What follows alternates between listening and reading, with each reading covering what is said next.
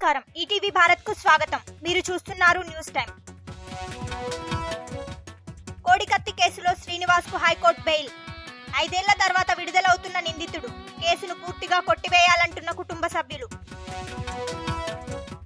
ఢిల్లీకి చేరిన ఏపీ రాజకీయాలు బీజేపీ పెద్దలతో చంద్రబాబు మంతనాలు హస్తిన బాటలో జగన్ పవన్ ఉద్రిక్తతకు దారితీసిన ఆశా వర్కర్ల చెలో విజయవాడ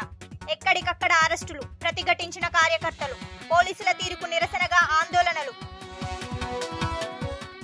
మలివిడత ఎన్నికల ప్రచారానికి లోకేష్ శ్రీకారం ఈ నెల 11 నుంచి ఎన్నికల శంఖారావం యువగలం పాదయాత్ర జరగని ప్రాంతాల్లో పర్యటన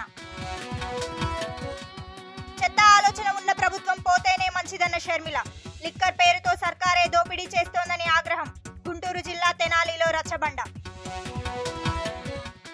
4 రోజుల పాటు తెలంగాణ అసెంబ్లీ సమావేశాలు 10న బడ్జెట్ ప్రవేశపెట్టనున్న ప్రభుత్వం 12-13న బడ్జెట్ పై చర్చ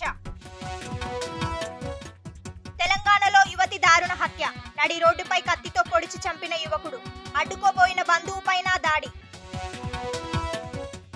భారత ఆర్థిక వ్యవస్థపై కేంద్రం శ్వేతపత్రం 10 ఏళ్లలో మార్పులను తెలిపేలా ప్రవేశపెట్టిన మంత్రి నిర్మలా సీతారామన్ రేపు పార్లమెంట్లో చర్చ